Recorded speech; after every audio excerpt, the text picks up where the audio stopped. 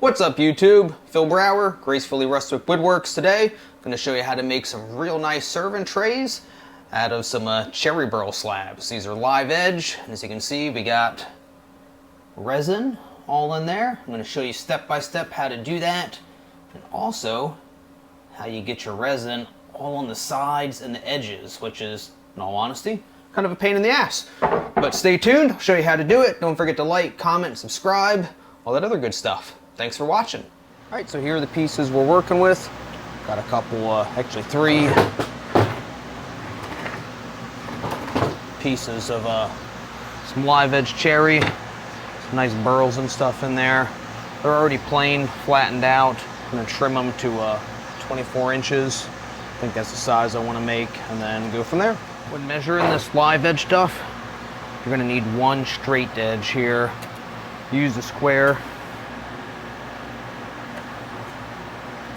And then from there, you can go ahead and mark where you want it.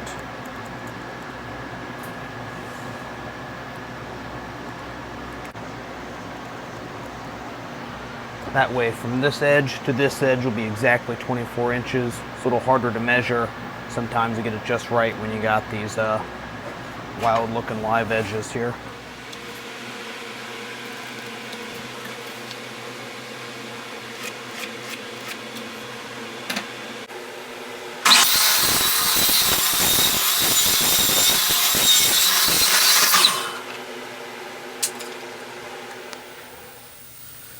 All right, we got our slabs laid out. Got them on just a trash bag to just try to limit the mess that I know this is gonna make. I got the edges taped with some Tyvek taped. Try to prevent some of the epoxy from running out of there. I normally take the bark off first, experimenting a little bit. I'm gonna try leaving it on so how well it shows. But for example, cracks like that, I'm hoping maybe the bark's still in place to hold some of the resin in a little bit. And then once everything's in place, and then go ahead and grind it off. So these two, we're gonna do a mix of Okinawa Blue and Blue Blood for my candy pigments. And I'm still deciding on that one, but we're probably gonna do like a green and black or something like that.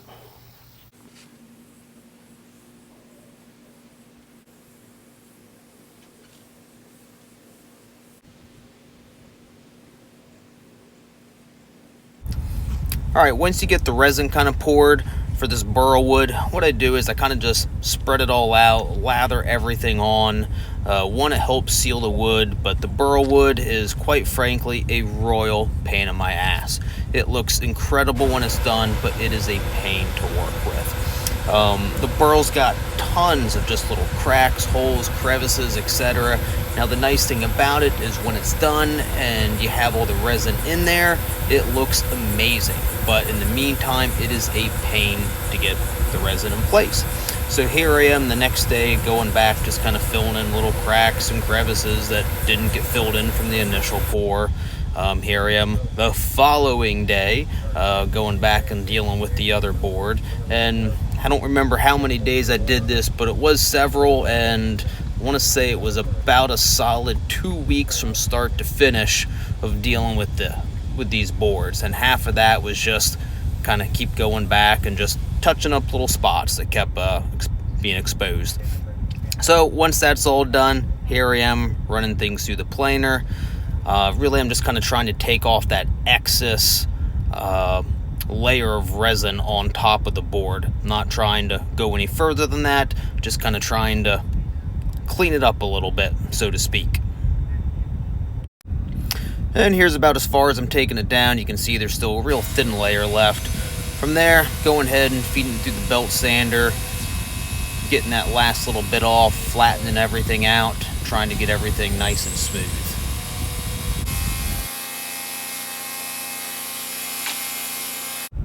Okay, here's the fun part, or not really so fun part, where you get to grind all the bark and some of that excess resin off. I'm using a 60 grit sanding wheel, works pretty well.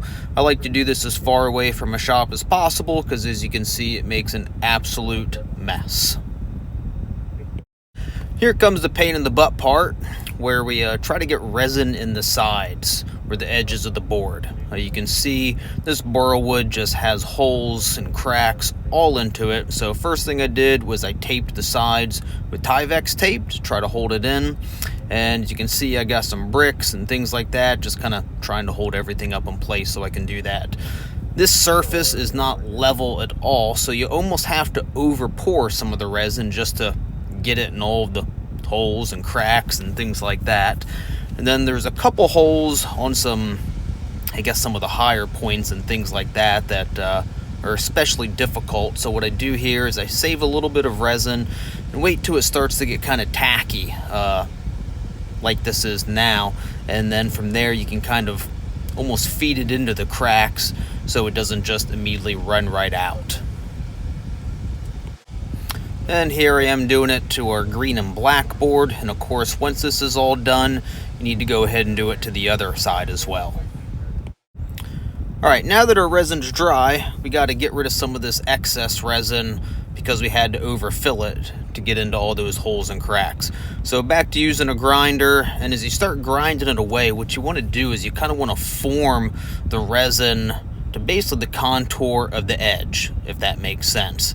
And as you do that, you'll basically be left with nothing but the resin popping out of those little holes and cracks.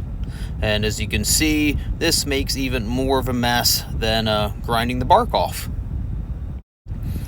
And here's kind of a shot of what it should look like roughly when it's all done. We'll smooth that up a little bit here with some sanding. And here's what you can expect to look like when you're done. So like I said at the beginning of the video, this burl wood never fails to not be a pain in the ass, and these ones certainly don't disappoint in regards to that. So there's a handful of just teeny tiny little holes, cracks, things like that the resin just didn't get into, or a lot of times after you run it through the sander, you'll get a couple that pop out that you didn't know was there. So here I am once again, just kind of lathering some resin all over. Again, this helps seal in the wood, but also what I'm really trying to do is just kind of seal any of those little holes. Alright, so after that, I don't think I recorded it, but I'm pretty sure I ran it through the belt sander again. Once you've made sure that all the holes and cracks are filled in, then we can start sanding by hand here, at least with the palm sander.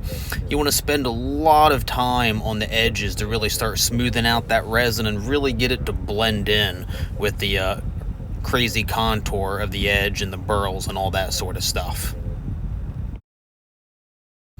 And after we've sanded to up to a 400 grit, go ahead and drill in a couple holes here for our handles. And after drilling our holes, going ahead and attaching our handles here. These are just some standard handles I get off of Amazon. Okay, so after attaching the handles, go ahead and add in a little bit of mineral oil, cleaning it up, seeing what it looks like. As always, I buff in some Odie's oil after this. That's how I finish all my boards. And here you can really see how taking the time to get that resin just right along the edges really just makes the board really pop and just really makes it unique. And same thing on one of the other boards. As you can see, it just really makes these boards pop and stand out, and well worth the about 2 weeks of time it takes to make one of these things. And as always, if you actually made it this far, thanks for watching. Don't forget to like, comment, subscribe, and if you have any suggestions on something you'd like to see us make, feel free to leave it in the comments. Thanks!